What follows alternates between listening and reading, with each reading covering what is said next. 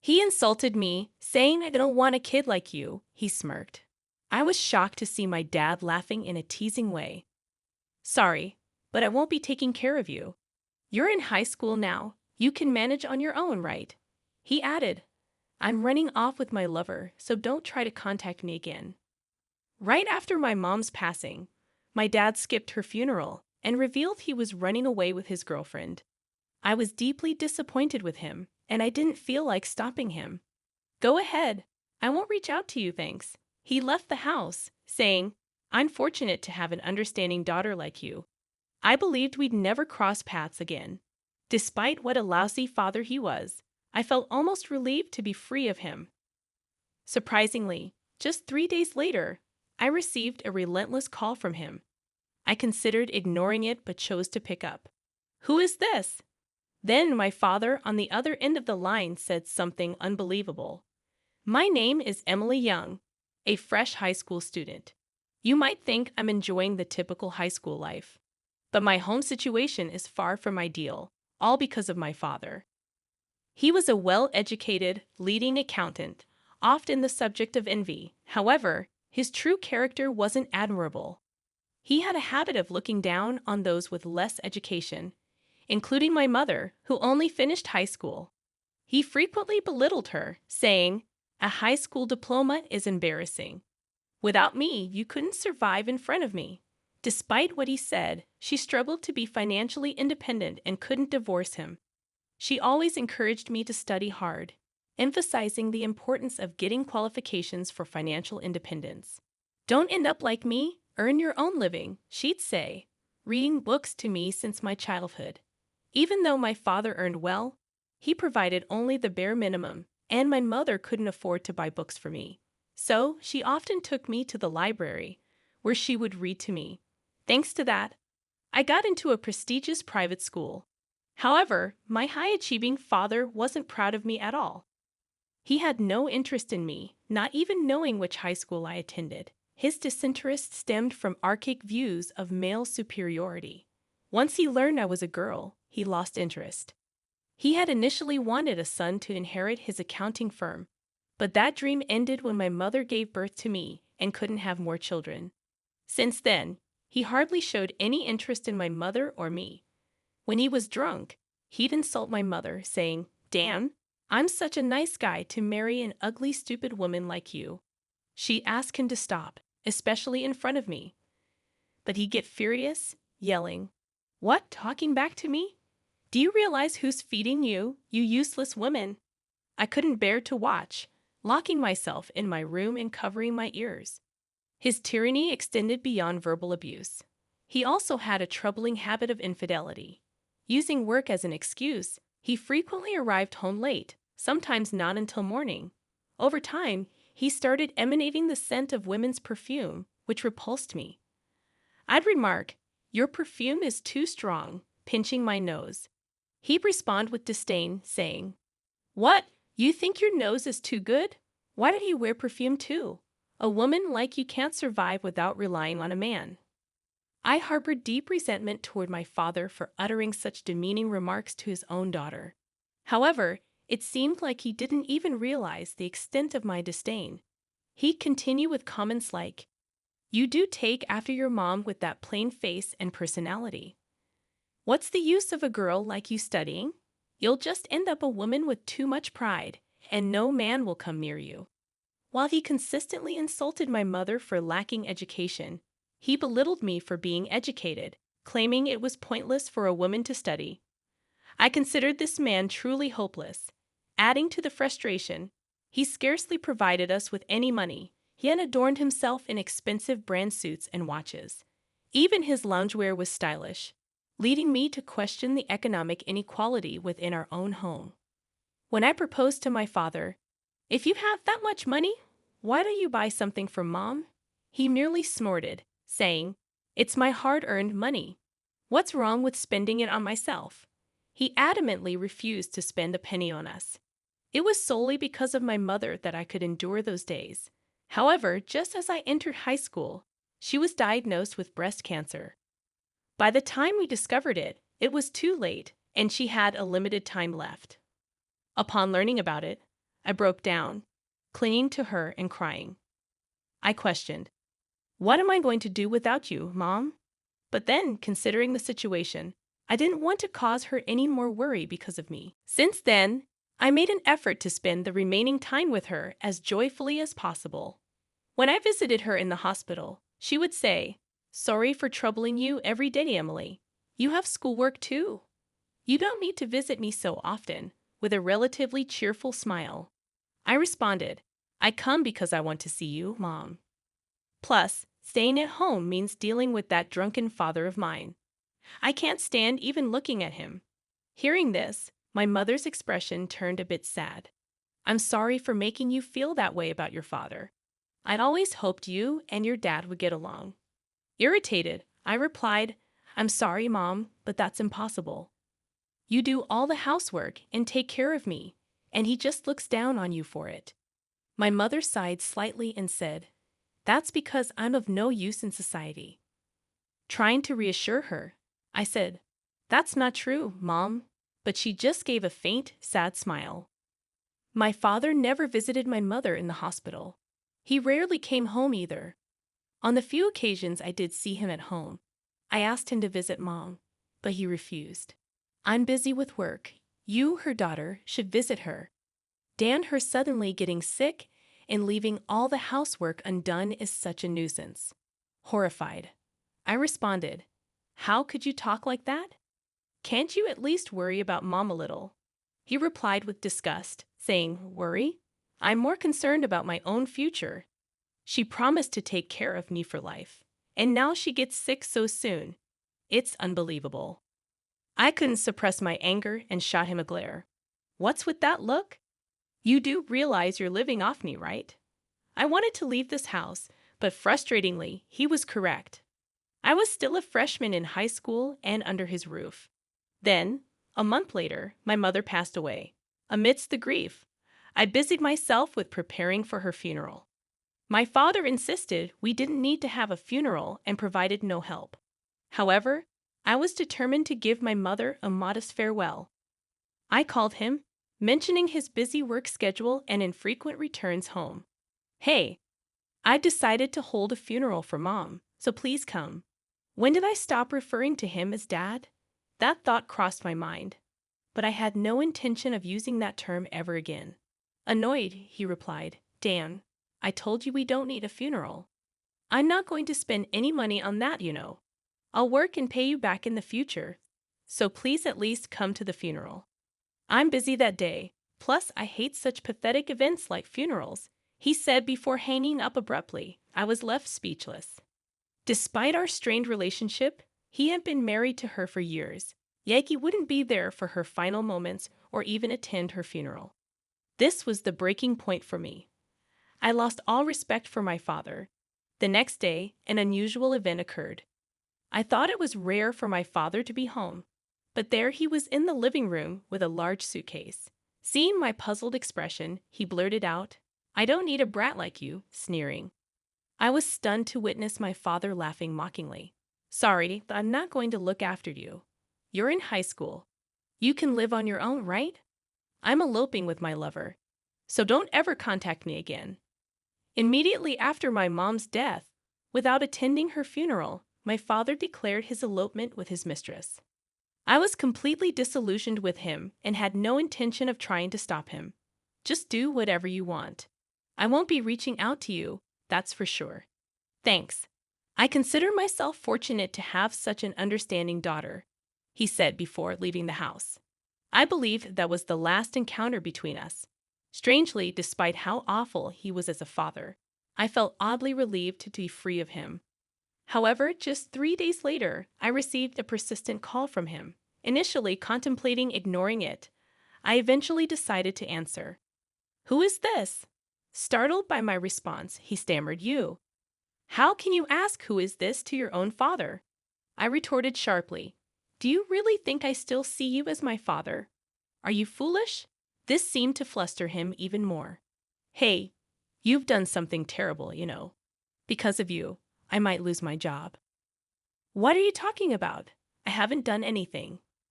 "Weren't you the one who said never to contact you again?" I replied casually. Then, at the height of his anger, he shouted over the phone, "Is this really the time for that? I know what you're doing." Listening to him seething in anger, I couldn't help but laugh. Yes, he was right. The predicament he found himself in was a result of my actions. This takes us back to before my mom was diagnosed with breast cancer. Frustrated with my father's constant infidelity, I decided to gather evidence of his affairs by snooping through his phone. When he was intoxicated, he often carelessly left his phone unlocked, walked away, and dozed off. Swiftly taking his phone from his hand, I began sifting through the photos. There they were, numerous pictures of my father with a woman who appeared to be his mistress. I saved those photos to my phone. I embarked on a mission to uncover the identity of my father's mistress. However, being a high school student, my resources were limited. In contemplation, a close friend mentioned, my friend's cousin is a private detective. I pleaded with the friend to introduce me to the detective, who agreed to investigate my father's mistress, saying, "Okay, I'll do it for my cousin's sake, and you can pay me later." The investigation yielded intriguing results. The mistress, Natalie Grubb, was supposedly 32 years old, residing alone in a luxurious condo. "But this condo is too big for one person," pondered the detective.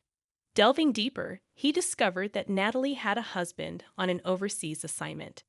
My father, under the impression that Natalie was single, was in for a rude awakening. Upon learning this, I couldn't help but laugh. On the day my father abandoned me and left the house, I sent photos of his affair with Natalie to her overseas husband. Half of the photos were taken from my father's phone, and the rest were captured by the detective.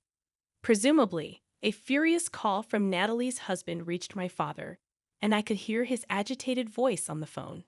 Accompanying the photos sent to Natalie's husband was a letter stating, "Your wife is having an affair with my dad, and you knew about it, didn't you?" "Yeah, you heard right." "Well, it can't be helped." "Yes, I did it, but so what?" "I just told the truth," I responded, leaving him speechless and trembling with anger. Adding insult to injury, I remarked, "Planning to elope without even knowing she was married? That's just stupid," further fueling his fury. "What do you mean, stupid? Talking to your parent like that? What you did is not just telling a husband about his wife's affair. It's more serious than that," he solemnly stated. Intrigued, I asked in a puzzled tone, "What? What do you mean?" "That's the problem. You don't understand the gravity of the situation," my father continued, his voice trembling. "Natalie's husband, he was an important executive at a major client of my company." "No way, really," I exclaimed in surprise, though I already knew. Unaware of this revelation, my father lamented in a dark tone, "Oh, unfinished. How did it come to this?" The detective's investigation had unveiled that Natalie's husband was an executive at S Corporation, a publicly listed company and a key client of my father's firm. Upon discovering that S Corp was a major client of my father's company, a thrilling sense of excitement surged within me. This presented an opportunity for revenge for my mother. Yesterday, Natalie's husband stormed into the office, spreading affair photos of me and Natalie throughout the company. Stunned, I momentarily froze but coolly remarked, "Serves you right." Quiet. You have no idea how much contempt I face from my employees.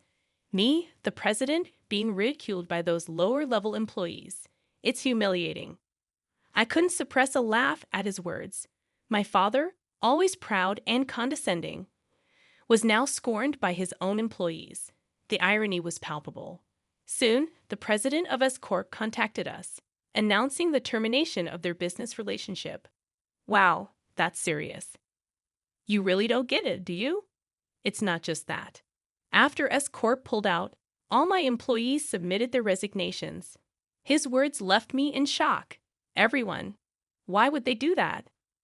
Because without S Corp, my company is finished. Is that so? My father's accounting firm, a small office with about 5 employees, relied heavily on revenue from S Corp. Frustrated with my father's tyranny, the employees likely decided to leave en masse once S Corp withdrew. Although surprised at the extent of the situation, It felt like just desserts given my father's actions. Natalie had left him, his employees were gone, and my father was now utterly alone.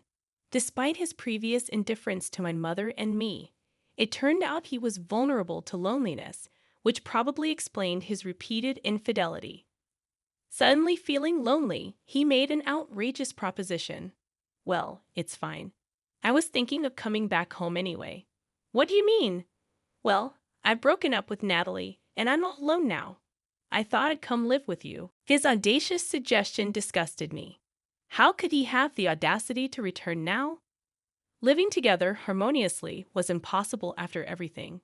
There's no way I'm living with you. I don't want to live with you at all. I flatly rejected his proposal. Unmindful of my disdain, he clung to the idea. Don't be so stubborn. You're still in high school, aren't you? Still a child. You should want to live with your parent, right? His statement was audacious, especially after claiming I could live on my own because I was in high school. How can he shamelessly say such a thing? Unfortunately for you, I can live just fine without you. In fact, my life would be a mess with you around. So don't you dare come back, I declared, and he grew angry. What are you talking about? That house you're living in is my house. It's only natural for me to return. No matter what you say, I'm definitely coming back. Faced with this reality, I had no choice but to concede. That's true. This house is in my father's name. So, I don't have the right to refuse him. That's true. I reluctantly conceded. Upon hearing my resigned response, he sounded relieved. Right. So from now on, let's live together as a family, just you and me. In response to his cheerful suggestion, I coldly retorted, no, it's fine. I'll be leaving. What? What do you mean? Where are you planning to go? My father asked, surprised. I'm going to my grandparents' house in Nebraska, living with you. No thanks. It's my mom's parents' place. Anticipating my father's potential return to this house after learning about Natalie being married, I had already contacted my maternal grandparents in Nebraska as a precaution. They readily agreed to take me in. My father's parents, much like him, were selfish and unmanageable, so I barely kept in touch with them. Hearing this, my father sounded troubled. Don't say that. We're the only family we have. I'll change my ways. Let's live together, he insisted. But I said, I know what you're up to. You just want me to take care of you, right? You're just worried about being alone and dying alone, I accused him. No, that's not true. Look, you said you want to go to college, right? I'll pay for it. If you don't live with me, I won't pay. Are you okay with that? Faced with his intimidation over the phone, I replied simply, I'm fine with it. What? Don't be so stubborn. Planning to work part-time while attending college. It's hard, you know. Just give up on that idea. As usual, my father belittled me. But I informed him, I have the life insurance money that Mom left me. He sounded completely taken aback. Life insurance? You mean she had a policy? Yes. After my mother passed away, she had made sure I wouldn't struggle financially by taking out a life insurance policy. She had become ill after giving birth to me, and that's when she started worrying about what would happen to me if she fell ill again and left me alone. My father had no interest in me since then, and his infidelity was rampant. She was worried that after she was gone, he wouldn't provide me with enough money for college or even basic living expenses. So she managed with the meager allowance my father gave and did some work from home without him knowing, just so she could pay for the insurance. Wait a minute. Where did the money for that insurance premium come from? She was just a housewife, right? So does that mean she used my money to pay for it? My father, stingy as ever, questioned. If she took out insurance with my money, then I should get the payout, right? I couldn't believe he'd think there's a law for that. But I told him, no, you're wrong. Mom was working from home while being a housewife. She used that money for the insurance. What? My father, who had lived as he pleased, didn't want my mother working outside and never allowed her to even have a part-time job. So she chose work she could do from home and earned a small income without him knowing. Hearing this, he muttered, I've been deceived. She was doing all that behind my back. I couldn't hold back my anger at his words. Deceived. Really? Can you believe it? She struggled so much because you only gave her the bare minimum to live on. All my clothes were bought from auction sites. I never got new clothes. I don't think she ever spent money on herself. He was silent, unable to make a sound. And yet, you are out there splurging on brand name goods and luxury items, enjoying life alone. You're the worst. But I had to spend on my appearance for work. Those extravagances you're talking about, they were for entertaining clients, he tried to justify. But I wasn't fooled. Sure, there were some client entertainments. But I also knew about the trips and lavish meals he enjoyed with his mistresses, while never giving a single gift to my mother or me. Recalling all this thoroughly disgusted, I said, "That's enough. I've lived with you for over a decade. I know what kind of person you are. Sorry. But don't ever contact me again," I said sharply. Despite my father raising his voice, saying, "Wait," I didn't care and hung up the phone. Following that, it appears my father's company faced rapid bankruptcy. He had been misusing the company's funds for personal gain, relying on revenue from S Corporation. Once the ties with S Corporation were severed, his company swiftly crumbled financially and declared bankruptcy. Post-bankruptcy, job opportunities eluded my father, and his income plummeted. The industry quickly caught wind of rumors about his affair with the wife of an executive at S Corporation, severely damaging his reputation. Despite his pride, my father, unable to offer apologies, struggled in sales and found himself adrift. Eventually, he couldn't meet mortgage payments and had to relinquish the house.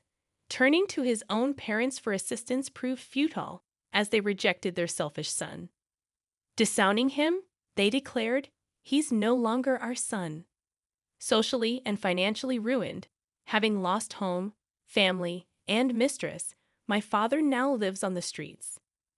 Unaccustomed to failure, he appears mentally fragile and incapable of reintegrating into society. On my part, after my mother's memorial service, I relocated to Nebraska to live with my grandmother, gradually settling into a more stable life. Much like my mother, my grandmother is kind and an excellent cook, providing me with a more comfortable life than my time at my parents' house. During my days off, I visit my mother's grave with my grandmother, savoring Mont Blanc's cake, her favorite. On our way home, my high school life is thriving, and I'm enjoying happy days with friends, attempting to compensate for the challenging times I faced. Yet there are occasions when I miss my mother and find myself shedding tears. Although I believed my grandmother and others were oblivious, it turns out they cared. One day, to my surprise, she brought home a puppy, stating, "I thought it might help ease your loneliness a bit, Emily. You said you love toy poodles, right?" "Yes, I love them." "Having a dog has always been my dream," I replied, and my grandmother beamed warmly. Enchanted by the puppy's enthusiastic tail wagging and affectionate licks, I resolved to gradually increase my happiness in this way.